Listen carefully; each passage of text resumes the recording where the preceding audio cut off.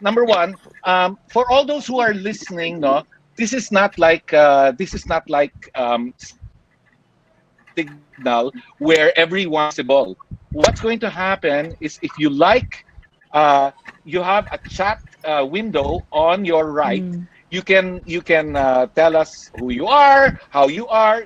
Like say, for example, hello, my name is Alexa. I'm from Iloilo, Mm. or hi, and so on and so forth. No, you can ask your questions in the chat, and we will answer as many as we can. We will collate your questions and group similar ones. And if your question is to a specific person, just say, I have a question for, say, Senator Risa. I have a question Mm. for Congressman Mujiv, and so on and so forth.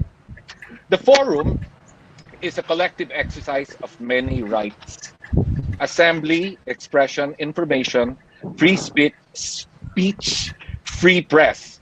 Okay. Yes. Yeah.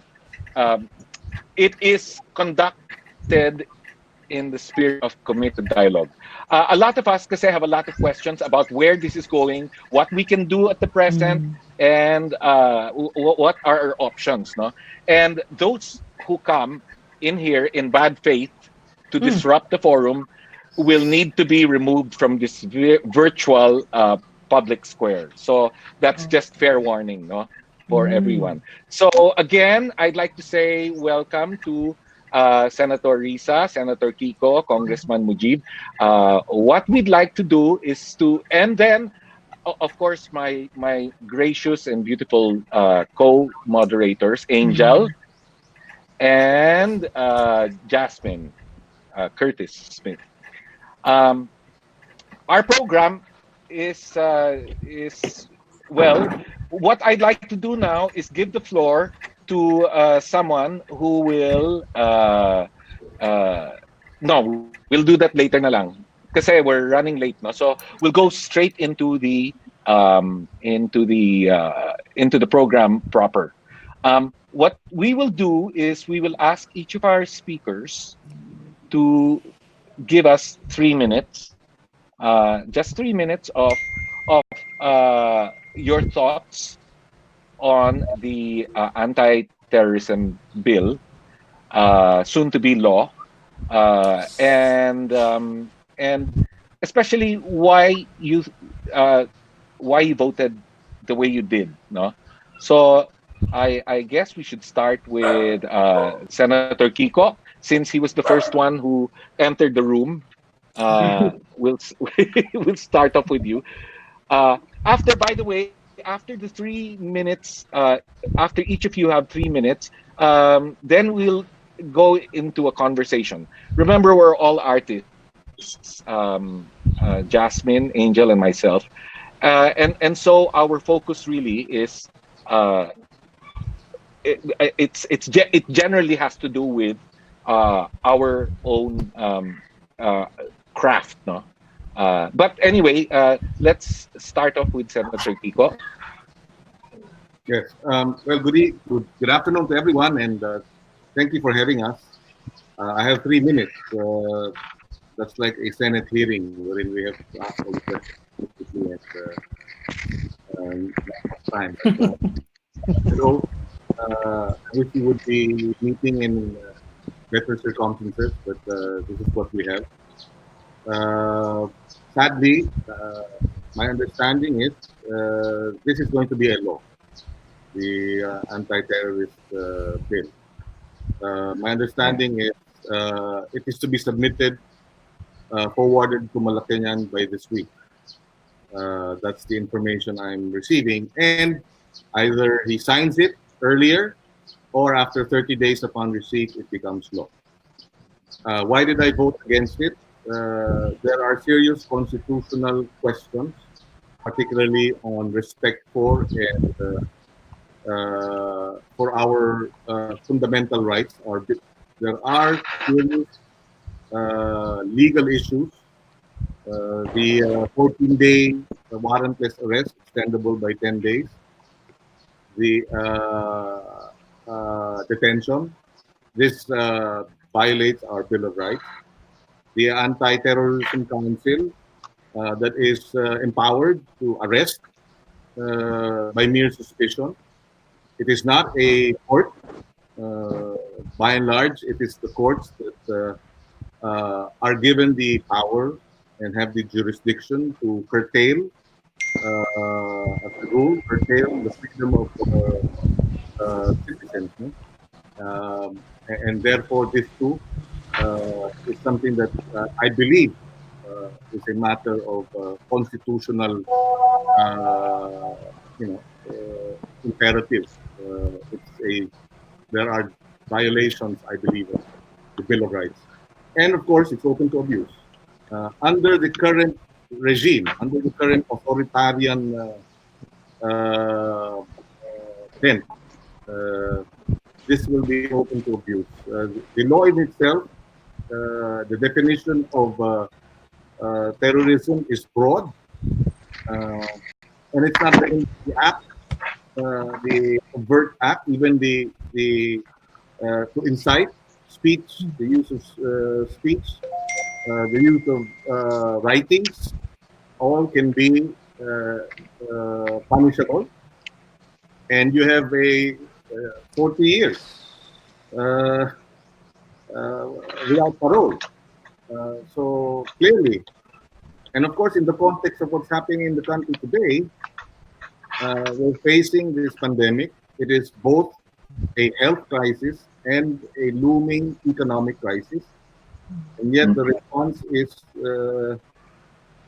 security and authoritarian law enforcement. Uh, the last 3 months have shown that instead of addressing the health challenge, the health issues, the public health strategy, has been more a militaristic approach rather than a public health approach to solving the problem of COVID. And that's why up to now we don't know where we are relative to other countries that have somehow managed it effectively. We are still in this. And yet, you close ABS-CBN, you certify urgent the anti-terrorism bill. Clearly, the direction seems to be more towards repression, more towards curtailing our rights, more towards authoritarianism, and this is not right. So my 3 minutes is up. So just to sum up, one, there are serious constitutional challenges to the validity of this law, and two, the abuse. And I will end with, sabi ko simple lang eh. From 2016 to 2020, sabi ng PNP, yung 5,000 pinatay ng mga pulis sa encounter, lahat ng laban. So ano ba ito? From 2020 onwards, lahat ng mga na-aresto dahil sa terrorism without warrant, nakakulong ng 14 na taon, nanlaban kaya pinatay. Ano na ba ang mangyayari dito? I leave that and pass on the floor to the next speaker. Thank you. Okay, thank you, Senator Kiko. Perhaps we should move to, it's very interesting that Congressman Mujiv is you're broadcasting now from Basilan, right? Is that right? Oops, nawala yung video ni Kong Mujiv. Yeah. Kong, do you hear me? Do you hear me? Kong Mujiv, can you turn on your mic, Kong Mujiv? Kong Mujiv? Mute siguro. Oo. Can you turn on your mic? Do you all hear me, by the way? Yep. Yes. Okay. Mujiv, may microphone on-air icon dyan. I-click mo lang. Oo. Doon sa taas. Oo. Sa kanan, sa taas. Oo. Bandang taas, Kong Mujiv. Okay. Let's move to Senator Risa muna while Kong Mujiv is fixing his microphone. Why did you feel it was necessary to vote no, Kong Risa? I mean, Sen Risa. Okay, salamat Bart. I prepared something, so sabihan mo lang ako pag 3 minuto na. So, sige. good. Oo. Okay. Good afternoon, everyone. I hope everyone is safe and well despite the threats to our health, our mental well-being, and now to our basic rights. Ano bang meron ngayon maliban sa dysfunctional government? At parang kada linggo ay palala ng palala. Sabi ni Sen Kiko kanina parang nightmare. Ang problema na kailangang harapin ng masang Pilipino. Nakakaloka. Still, it warms my heart to see so many of our kababayan speak out and stand up to protect our fundamental rights and freedoms. I appreciate especially the role of you, our artists, cultural workers, and media personalities who are lending your platforms to educate people on the terror bill. Huwag niyo pong pansinin ang mga troll na pilit kayong tinatakot at pinipigilang magsalita. Speaking truth to power is not just everyone's right, it's everyone's civic duty. Huwag tayong matakot, but let's be safe. We've received reports that the social media accounts of people in the opposition are being cloned. These cloned accounts might be used to frame people for Cybersecurity Act violations and get them arrested or worse. With that said, let's make one thing clear. Suportado natin ang kampanya ng pamahalaan laban sa mga teroristang gawain. Walang may gusto na maulit ang nangyaring pag-atake sa Marawi City man, Zamboanga City o iba pang mga lugar kung saan maraming inosente ang mga naging biktima.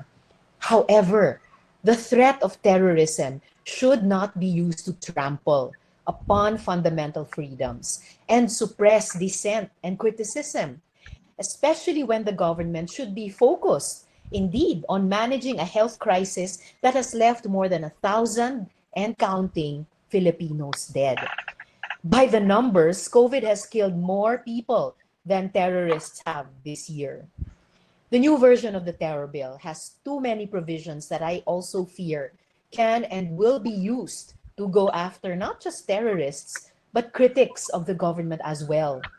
The terror bill gives undue discretion to the government to interpret its provisions as it sees fit, introduces severe limitations to various fundamental freedoms, and removes safeguards in the old law intended to prevent abuse and corruption.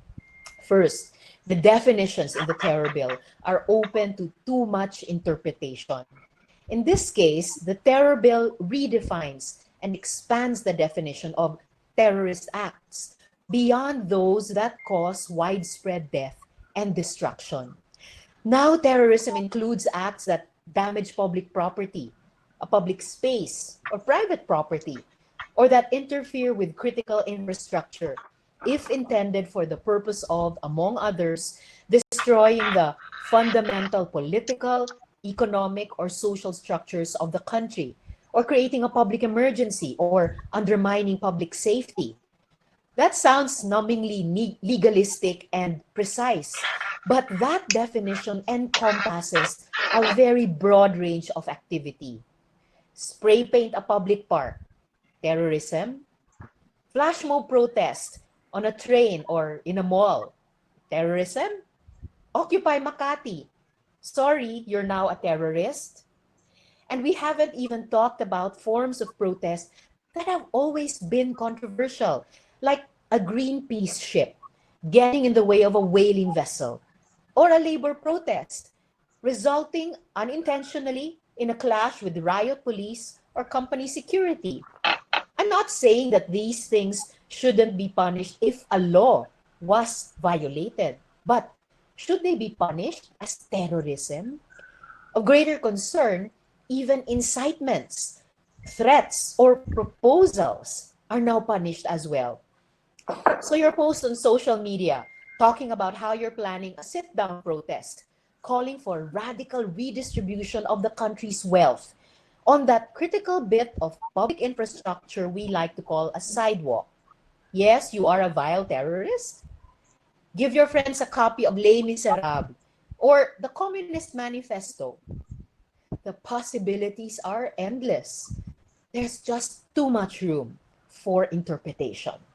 Second, while the current law already allows an organization to be proscribed or outlawed, the terror bill authorizes the issuance of preliminary orders of proscription prior to an organization being given the opportunity to be heard, thus allowing the immediate seizure of its property and the warrantless arrest and detention of its members, a clear violation of due process. While an organization is allowed to defend itself in court, considering membership is already illegal, showing up will already get you arrested. This shifts the burden of proof to an organization to prove that it is not engaged in terrorism, while under the handicap of its assets being frozen and its members being arrested left and right. The terror law also grants the Anti-Terrorism Council, which is under the direct control of the president, the power to designate persons and organizations as terrorists absent judicial oversight. This means the freezing of its assets. Kaya kung galit sa'yo ang Pangulo, all he needs to do is order his cabinet members to designate you a terrorist and you will be treated as one. Third, a person may be detained on mere suspicion of having committed a terrorist act, which includes proposals, threats, and incitements. Yes, that Facebook post of yours might lead to your warrantless arrest. How convenient for the government, but not so convenient for the people, especially those who speak up against corruption and abuse. Lastly, important safeguards were also removed, such as the requirement that authorities compensate a person whose rights were violated as a result of an unproven charge of terrorism. Kaya daw kasi takot ang mga pulis at sundalo na gamitin ang existing Human Security Act dahil doon sa fine na 500,000 pesos per day. Kung hindi naman sila abusado, bakit sila matatakot? Patong-patong po ang questionableng probisyon ng anti-terror bill, some of which are plainly violative of the 1987 Constitution. While its intentions may be noble, the bill needs to be further scrutinized to prevent it from being used as a tool of oppression. Kaya ang tanong, ano ba ang meron at biglang minadali ang batas na ito? The push for this measure is untimely, to say the least. It reeks of government's misplaced priorities in the middle of a global crisis. At least 21,000 Filipinos have been infected with COVID-19. At least 7.3 million Filipinos are now jobless and unable to provide for their families. Sa dami ng nagkakasakit, nawala ng trabaho, walang masakyan at nagugutom, bakit ito pang terror bill ang inuna ng gobyerno? We cannot also blame our fellow Filipinos if they find this bill unacceptable and suspicious given present circumstances. The almost daily cases of abuse by law enforcers does not inspire confidence that this bill will be fairly implemented. Ngayon pa nga lang, binabansagan ng terorista ang lahat ng tumututol sa bill na ito. Paano pa kaya pag maipasa na ito? Tulong ang hinihingi ng publiko, hindi kulong. I hope that government will just devote its efforts to expanding our healthcare and social services, creating jobs, and making better transportation systems.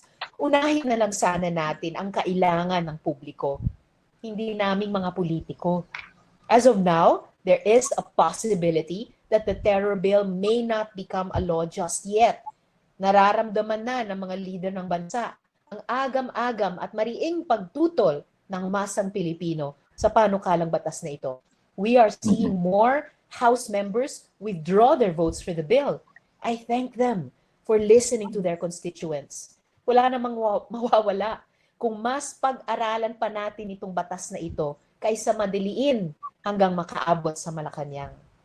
Maraming nagsasabi sa akin na sila'y natatakot na maaaring mangyari. It's okay to be afraid. Ang hindi nating pwedeng gawin ay ang maduwag. We should continue to make our voices heard. We should continue to speak truth to power. We should continue to speak up for those who can't. Kung hindi tayo magsasalita ngayon, habang buhay nila tayong patitikumin. Marami pong salamat mga kaibigan at mga inspiring artists and cultural workers. Magandang araw po sa ating lahat. Thank you so much for those very inspiring words, Sen Risa. And very thorough Kung discussion of the bill. So thank you very much kasi a lot of the points hindi pa rin natin nakikita. Although most of them we are already aware of, but this was very, very much more enlightening. Thank you very much, Senator Risa. yeah.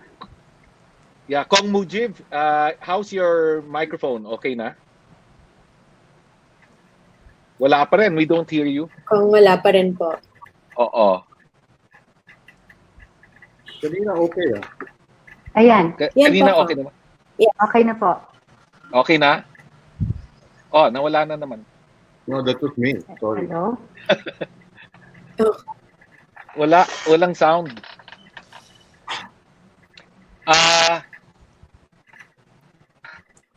Tanggalin na lang Okay. na siguro yung ano. Kong Mujiv. Oo. Alam mo, kanina nangyari din sa akin yan. Ang ginawa ko, lumabas ako, no? I left and then I came back and then it worked. So maybe you can try Mujiv. doing that. Or Mujiv, Yeah. subukan mo, yung Oo. blue na bilog sa taas na may mic na drawing, na-click mo na rin ba? Nakailaw yung blue na mic na bilog? Oo, okay. Ayaw talaga. Oh, yun, yung sinabi na lang ni Bart. Oo. In the meantime, while we're waiting for Kong Mujiv, I think Angel might have something to expound. No? Or you might have questions for our two senators, or Jasmine. We haven't heard your voice. Yes, of course. Hello. Hi, guys. Just wanted to make sure not to interrupt anyone while we're speaking Hello? tonight. Ayun. Mom, is your mic working Ayan. na po? Narinig niyo ako? Yes. Yes. Loud and clear na Ayan, po.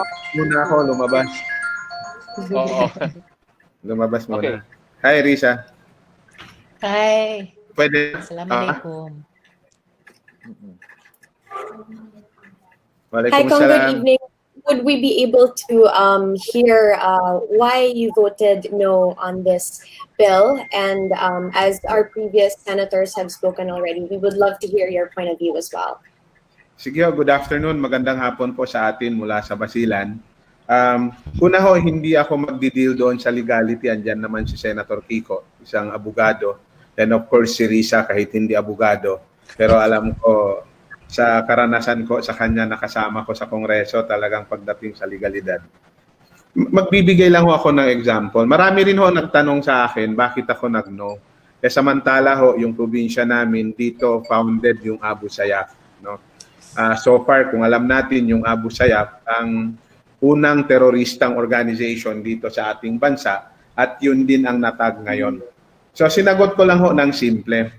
Sinong gusto na yung isang lugar niya na marami yung terorista? Pero ako ho, ang sinasabi ko, hindi ho ang anti-terror law ang solusyon upang mag-end yung terrorism sa aming lugar. In fact, for 2 decades, alam ko nagsimula ho, ikukwento ko lang sa inyo, nagsimula ang Abu Sayyaf nung late 80s or early 90s. So ibig sabihin yan, mga 2 dekada na. Pero nag-declare, naalala ko noon, noong mid-2000, nag-declare ng state of lawlessness dito sa Basilan. Pero lalong lumakas ang Abu Sayyaf. Alam nyo, kailan lang naglal at humina ang Abu Sayyaf noong 2016? Ano ho yung paraan? Hindi ho terror law ang ginamit namin at hindi rin in-empower ng sobrang kapangyarihan ng law enforcer. And in fact, sa karanasan namin, maraming naabusong individual na mga Muslim kahit walang kasalanan na ikulong. Meron nga akong ikukwento sa inyo, merong isang kafgu. Kafgu pa talaga ng tatay ko. Dumaan lang sa isang checkpoint nung in-interview ng law enforcer at hindi marunong sumagot ng Tagalog, biglang hinuli. Nung hinuli ho ito, dinala sa bikutan. 3 taon sa bikutan, after 3 years, namatay ang kafgu na ito. After nung pagkamatay niya, saka lang naabsuelto sa korte. Ngayon ho, nung nag-post yung mga staff ko, nung aking no vote speech sa Congress, may isang teacher nag-comment. Sabi niya, sir, tama ho yung posisyon nyo. Dahil meron akong co-teacher, 3 taon sa loob ng kulungan bago naabsuelto sa kahuli-hulihan. So you can imagine 3 years sa loob ng kulungan. Ang isa, namatay na lang after noon naabsuelto. Tapos yung isa, hindi nakapagturo, pero naabsuelto rin sa kalaunan.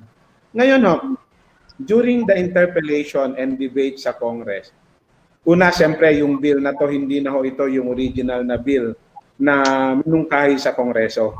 After 4 hearings, bigla na lang last minute tinawagan ako ng isang kapwa kong deputy speaker kung pwedeng ipasa at kung pwede hindi na rin ako mag-interpellate sa committee at bibigyan nila ako ng opportunity pagdating sa plenaryo. Pumayag na lang din ako para mapagbigyan ako. Pero ang punto ko rito, huwag magtaka ang ilan. Una, hindi po ako supporter ng terorista. In fact, meron akong kamag-anak na napugutan ng Abu Sayyaf.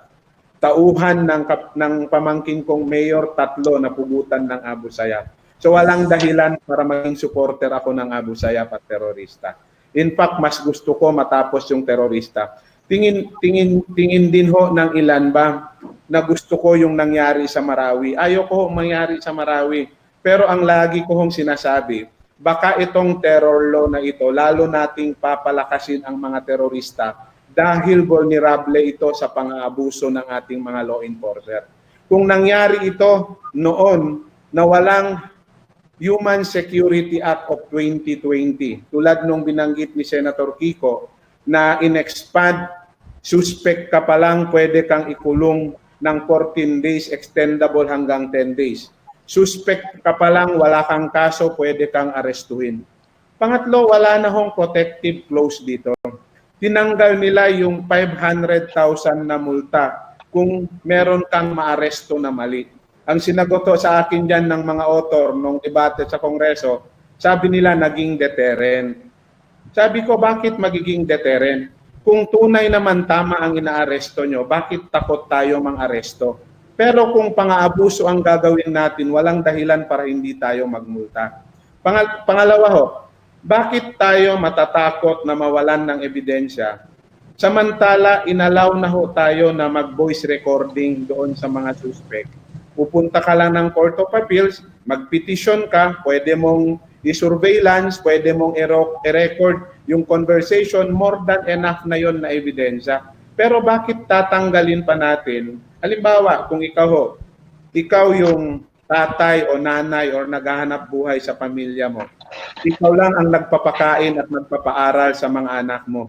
Nakulong ka ng 3 taon. Pagbalik mo, ano na lang buhay ng pamilya mo. Wala namang binabayad ang gobyerno sa'yo. So ito ho yung mga ilang dahilan na bakit ako nagno. At ikukwento ko lang ho sa inyo, kaya ako kahit anong klaseng terror law para tuldukan ang terorismo, hindi po ako maniniwala na yun yung magtutuldok sa kanya. Kung hindi ang isang tapat na programa ng gobyerno na makikinabang ang bawat mamamayan, yung pagtanggal sa injustice and insecurity ng ating mga kababayan. Noong 2016 ho, merong 214 na former Abu Sayyaf ang sumuko dahil sa isang programa na dinevelop na autonomous region nung ako po'y governor ng ARM. Ang tawag namin dito ay Program Against Violent Extremism.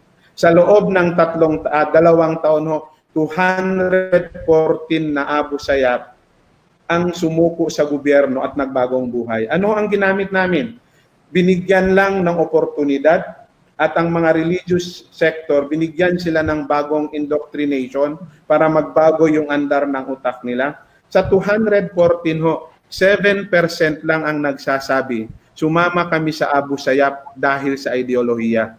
Ang 93% ho ang sinasabi nila dahil sa injustices, dahil sa kawalan ng trabaho, at dahil sa kawalan ng hanapbuhay at paghihirap nila. So, ang sinasabi ko dito sa proposed law ng terror, bakit puros punitive o pang-aapi sa kapwa nating Pilipino ang nilalagay nating sa batas? Bakit hindi ho natin bibigyan ng isang component din na mga programa na pwedeng maakit natin at ma-discourage ang mga potential na magiging terorista? Maraming salamat po at magandang hapon sa ating lahat. Maraming salamat din, Kong. Perhaps you want to say something, Jazz or Angel?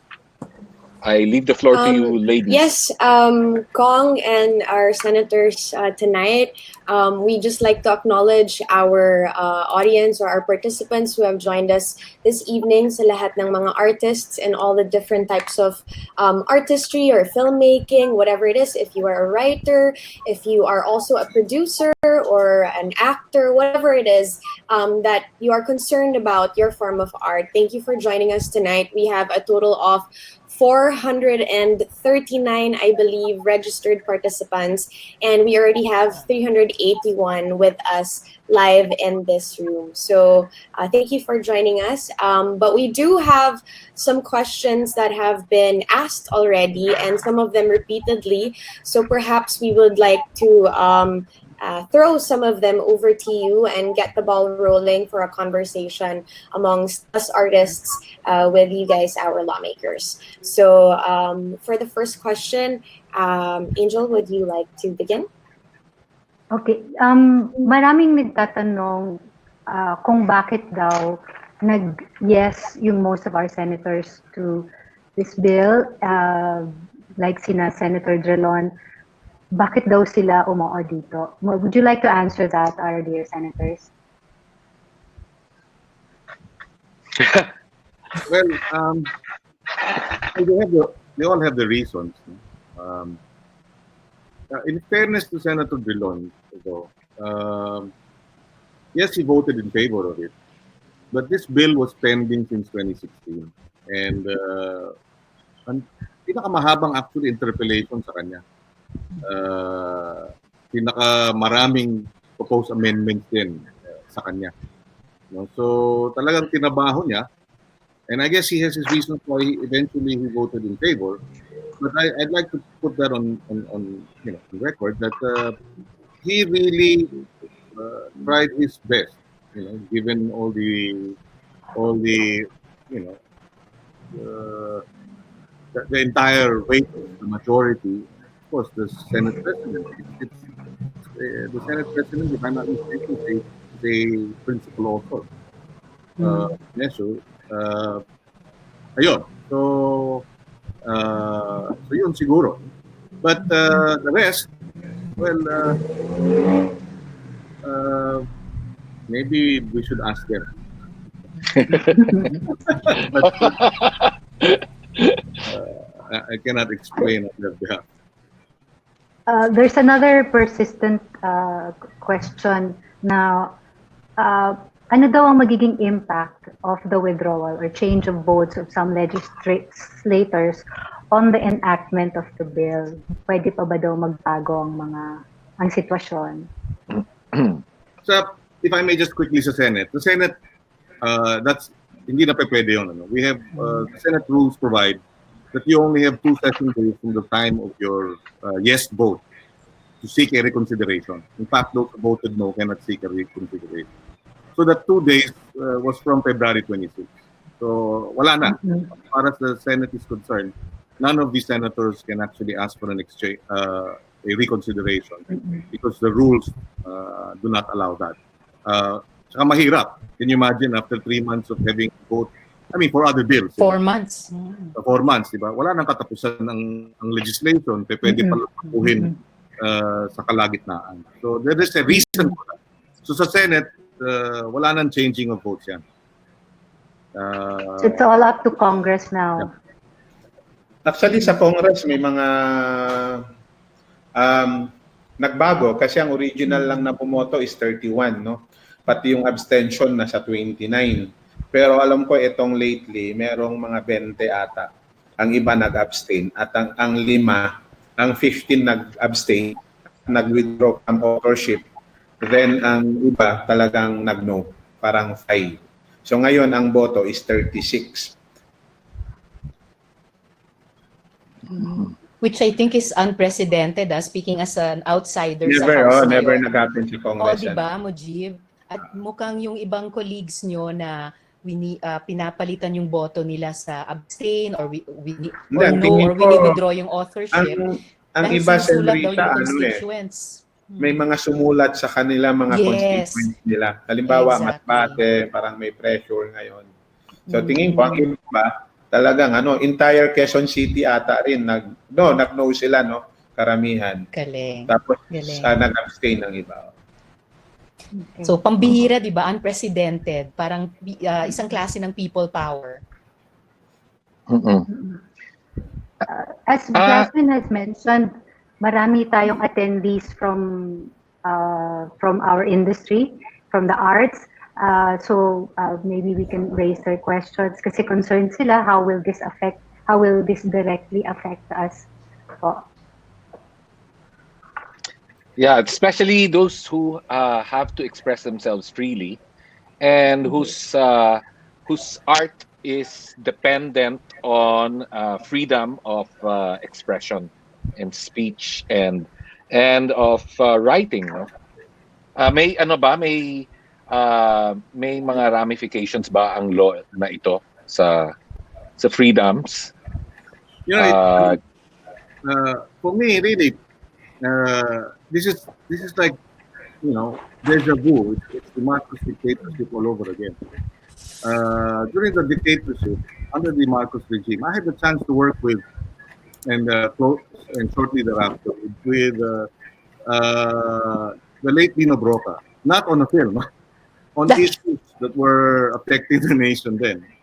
I was a student leader in UP, and he was very concerned about Lumad and indigenous peoples. Noon pa man, sorry about that. But and also Ismael Bernal, you know, and I remember distinctly because Ismael Bernal and I were both co-accused on inciting to sedition case when we held a people's trial, mock trial, nung panahon na nung mga vigilante killings in the 80s.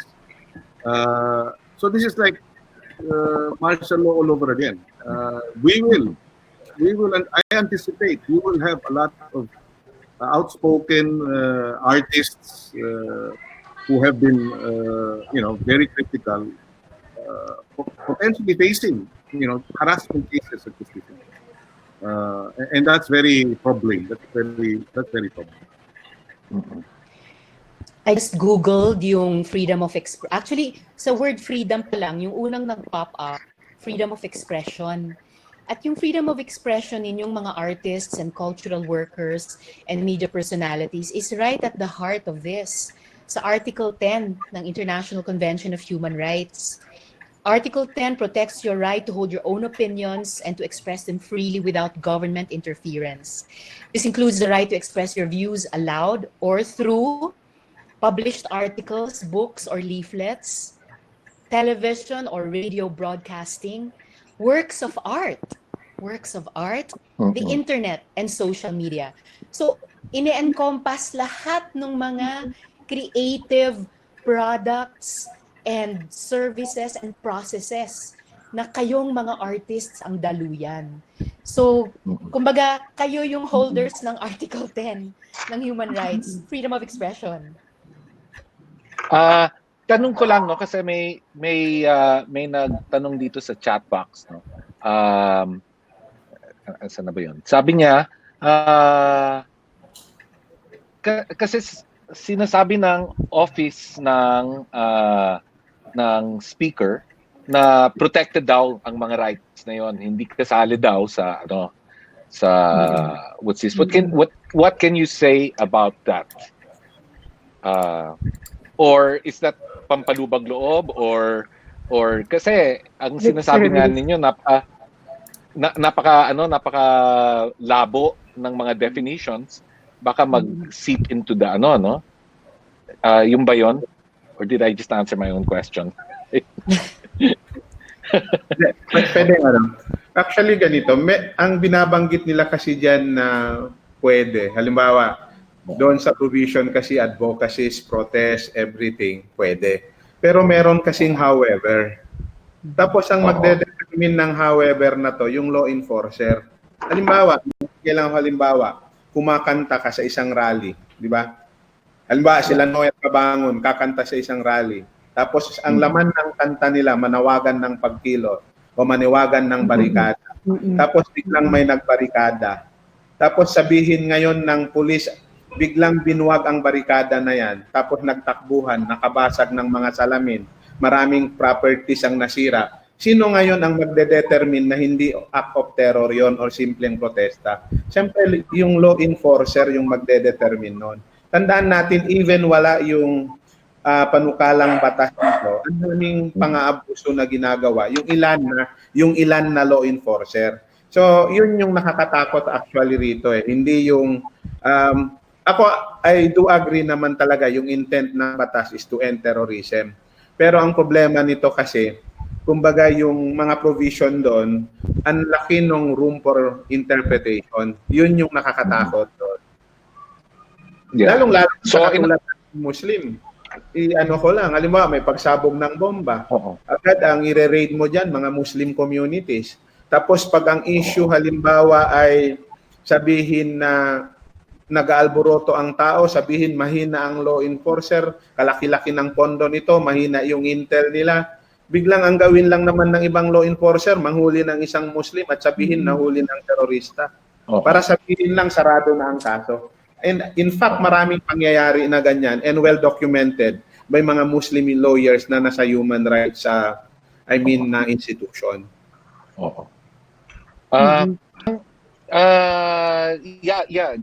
Jas, you have any questions that you want to ask? I think there's a whole lot. Yes, there's a whole lot of questions, and I guess one of the most common one is that there's been a lobbying of some sort na i-encourage yung mga fellow Filipinos natin to message or email our congressmen or congresswomen so that they can still flip their votes. And people are wondering if this is still something that can actually push a change in the bill, or is there still a chance at all for that to happen? Kasi nga, parang nako-confuse and ang daming gustong sana to speak or converse with our lawmakers, but there's a misunderstanding kung ano pa nga pa po bang pwede namin gawin at kung meron pa po bang pag-asa na may magawa yung gagawin namin. Ako,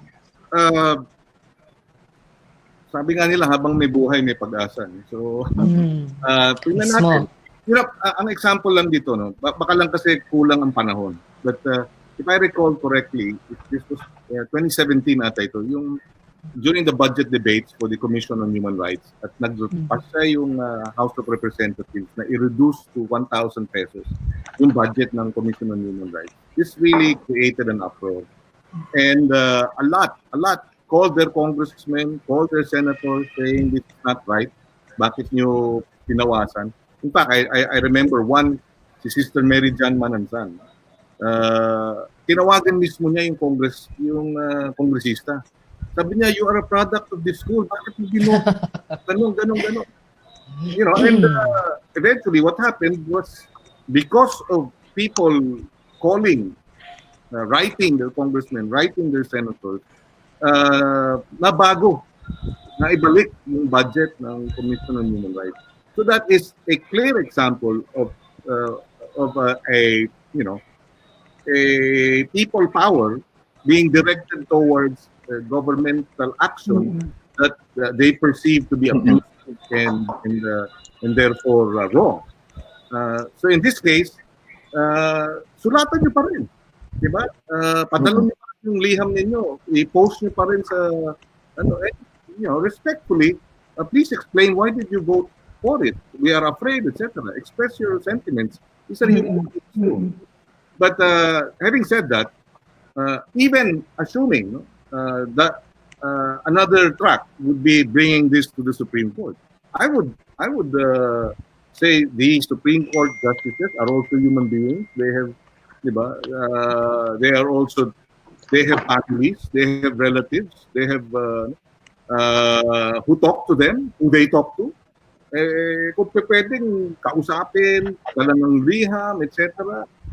And things can still move Yes. towards the direction of critical mass of our citizens. Yes.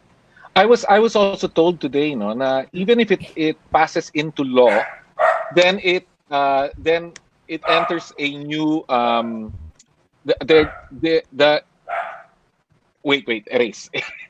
If it enters into law, there is still the possibility of contesting it in the Supreme Court, so that it can be repealed, no? So not all is lost. In other words, yung ating mga bosses ngayon mahalaga pa rin kasi ang Supreme Court na nakikinig din yan sa public clamor, eh, no? So dapat hindi tayo tumigil. Yeah, I think ultimately the public sentiment will be decisive. If there is outrage that is organized and directed towards correcting what we believe to be an injustice, correcting what we believe to be something that is anomalous and highly irregular, if it is directed and mobilized effectively, I've said this before, there is no power on earth, diba, more awesome than a united and determined citizenry mobilized towards a set objective. Yes. Speaking of public sentiment, a lot of people are also saying amend or revise instead of junk this bill. So a question from BJ Pascual, at this stage, would it be possible to amend the current terror bill, or should it be a completely new one?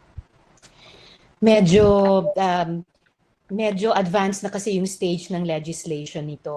Nung ini-interpellate yung bill sa amin sa Senado, all three of us, Senator Frank, Sen Kiko, and I interpellated.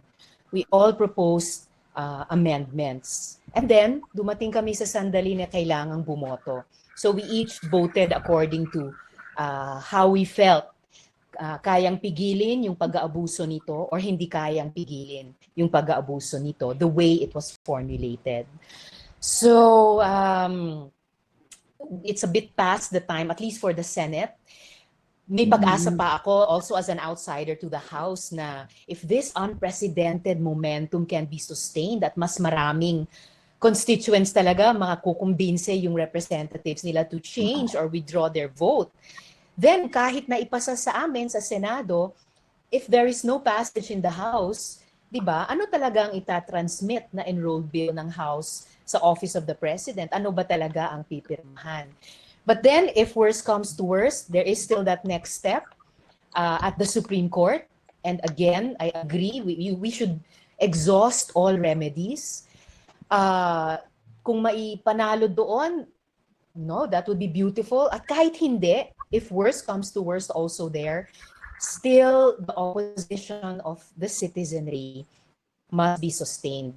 And we're really looking at you, artists and cultural workers, to keep us inspired. Kasi kayo yung pinaka, kumbaga, daluyan, di ba, ng inspirasyon, mga iba't ibang klaseng inspirasyon ng ating sambayanan. We're looking at you as you did, as your community did during the anti-dictatorship struggle, during martial law.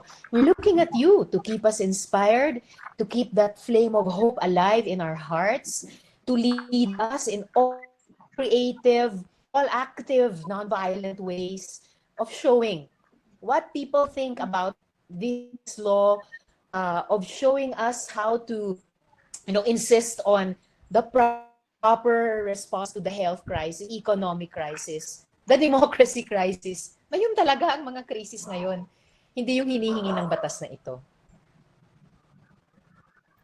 If I may just add very quickly, because public sentiment is decisive, I'd like to think the artists community can, intervene and help in terms of, public sentiment going towards influencing public sentiment towards getting involved in you know, I was a student leader, seeing Lino Broca there, a well-respected, multi-awarded, critically acclaimed director in the forefront, inspired me, you know, gave me the courage to continue too. You know? And that's why the artists community is critical in terms of public sentiment and being able to persuade public sentiment in favor of opposing this terror bill. Pero at this point nga, Senator, should we worry if we take any actions from this point on? Anong pwede naming maging worries or what actions can we take na hindi kami kailangan masyadong ag-alala sa aming safety, security? That's a very difficult question. See, Lino Broca and Ben Cervantes, I remember that they were both charged in the jail. Even Judge Miriam Defensor Santiago. Winotor canon pa sila, no? Sa Menjola. Yes, very difficult question to answer. But in the end, this is what I told a parent who was concerned. Because sabi niya, I have children. And I said, I know it's not easy. But any act, whether it's big or small, will help. And why are we doing this? Yes, we are afraid. We're thinking of our children. But we're also doing this because we want a better future for our children. Whatever act, big or small, baby steps is fine. We will welcome them. But the sum of all our small acts will still be big. Kong Mujiv, ilan daw ang kailangan? There's a question here, no, from between Escalante.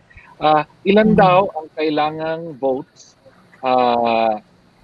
para ma-flip ang kulang kailangan na i-flip Actually, yung malaki-laki. Kailangan i-flip mo ng more than 100. Malaki-laki. Mga 100 so we have to flip 100. Kasi may nakukuha kami mga balita na 8 more to go, 20 to go. Maraming nagsasabing may isa pang question dito, no, na sabi na was there a violation of parliamentary procedure since the period of debates were curtailed during the deliberations on the House floor? Kasi parang minadali, no? Actually, minadali. In fact, si Kong Edsel Lagman mismo, nung tinanong ko nga yung majority floor leader at that time during the debate, tinanong ko kung sino ang mga interpellator after me, nakapila si Kong Lagman. Pero nagtaka na lang ako, sa kaduluhan hindi na rin pala naka-interpellate si Kong Lagman.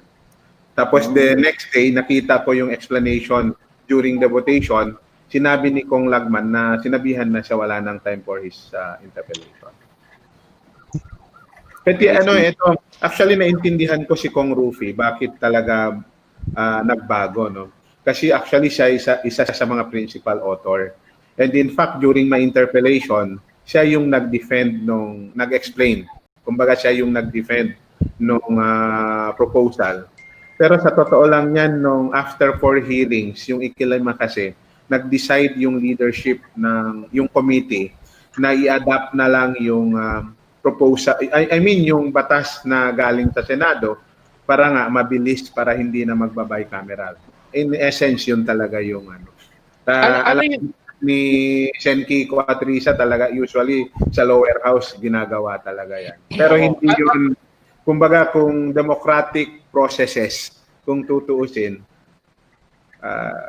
hindi dapat. Kasi in fact, even ako, kinat na yung interpellation. Kasi sa totoo lang, marami rin akong tanong based sa experience ko sa mga Muslim communities bilang Muslim representative sa Congress para maiwasan in the future. Kasi alam naman natin ang batas pagdating ng panahon, pag dinala sa korte, babalikan yung mga records kung anong sagot ng mga sponsor doon sa mga clarificatory questions natin. Pero yun na nga, hindi talaga pinagbigyan ng panahon, no? Dahil minadali yung pagpapapatay.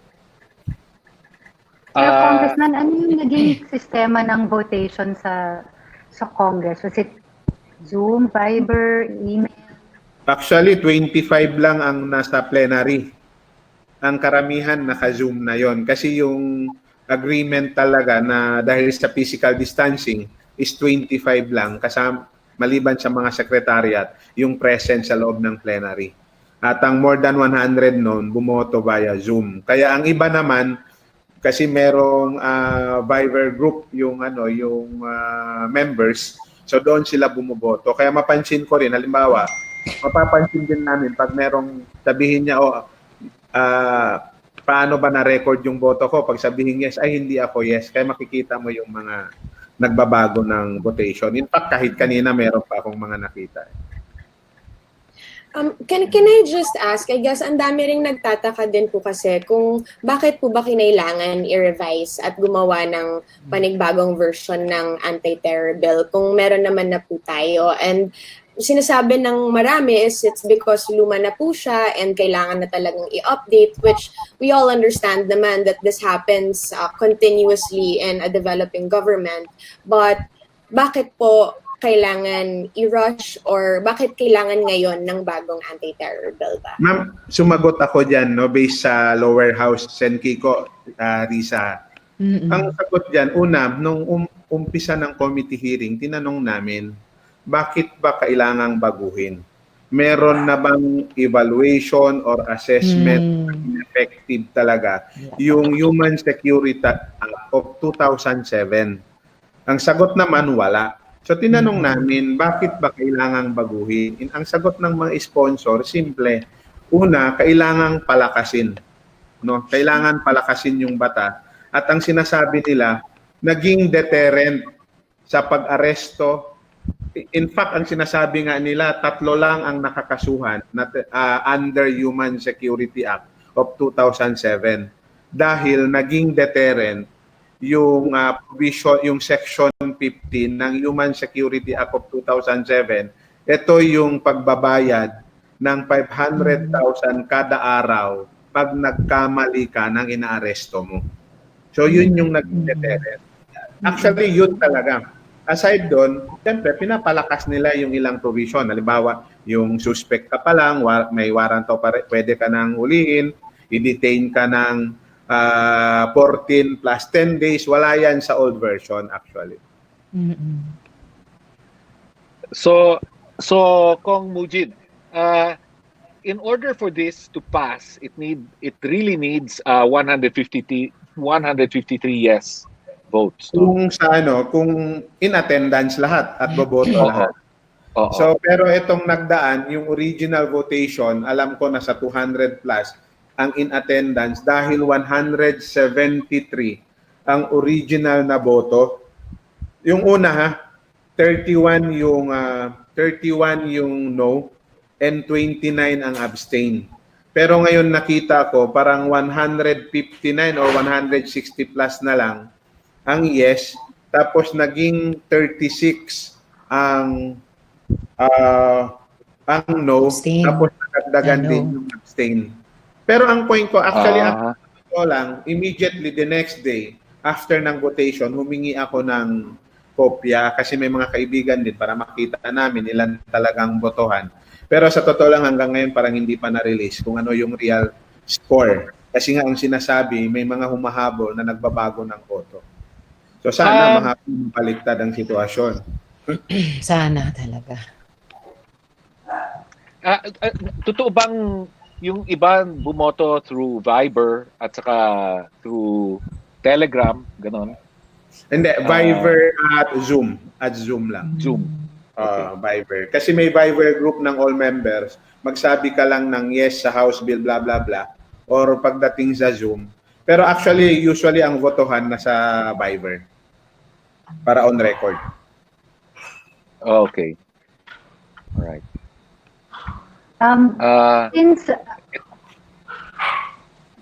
Okay.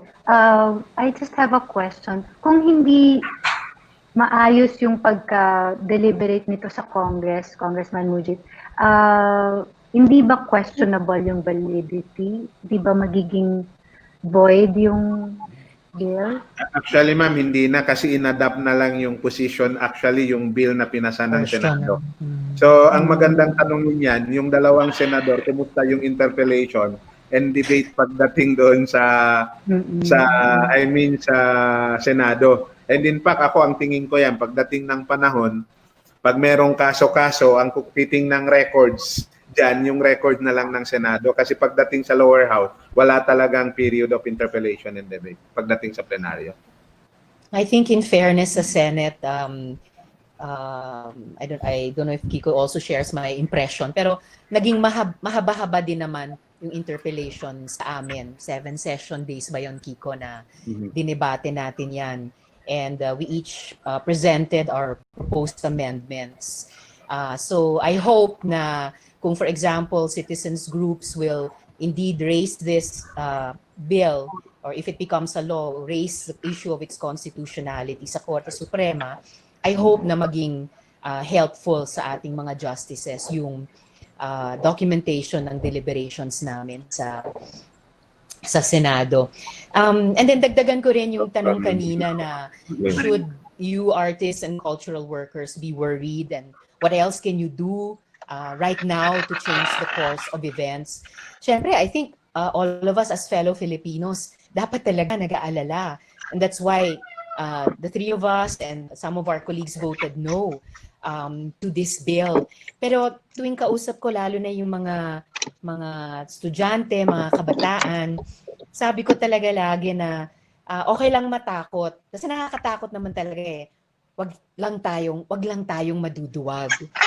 At saka ang ugali kasi, I think ang isang mabuting ugali natin ay even if we don't do anything, they'll still keep doing what they're doing, right? So we might as well act while we can. Yeah. We might as well speak while we can.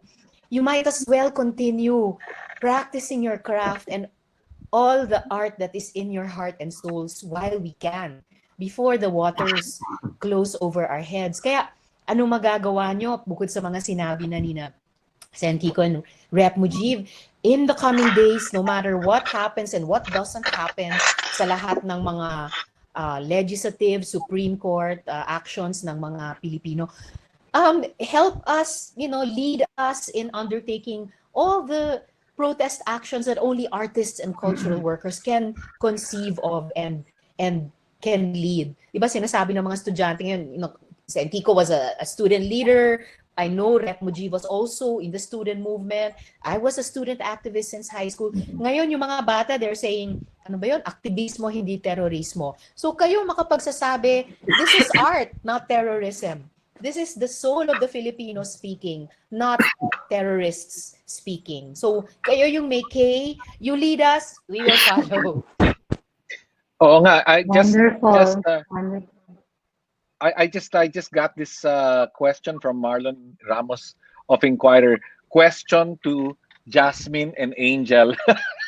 So, how important is it for celebrities like you to use your platforms in speaking up against the bill and other social issues and in educating the public? So, I sorry, napunta sa inyo yung ano. Yung hot seat. Well, Yeah, sabi nga ni... Jazz, nawala yung ano mo. Jazz, nawala yung Audio. audio mo. Oo. O ikaw na muna, Angel, habang inaayos ni Jazz yung kanyang audio. Well, sinabi nga ni Senator Risa, we actually, yun na nga, have a good excuse to make our protests and speak our what's on our minds and in our hearts. Kasi we are feeling individuals, malaking factor yan sa atin. And also, we will say, yun na nga, sabi nga niya, this is art, not terrorism. This is the soul of the Filipino speaking, and we are not terrorists. Diba? And because there are people who look up to us and follow us, malaki yung power natin to influence their thoughts, their emotions, Yun na nga, that's why we're also in big danger dito sa bill na ito pag naipasa, because our works incite emotions, incite thoughts, di ba? Folk thoughts and emotions and actions. So,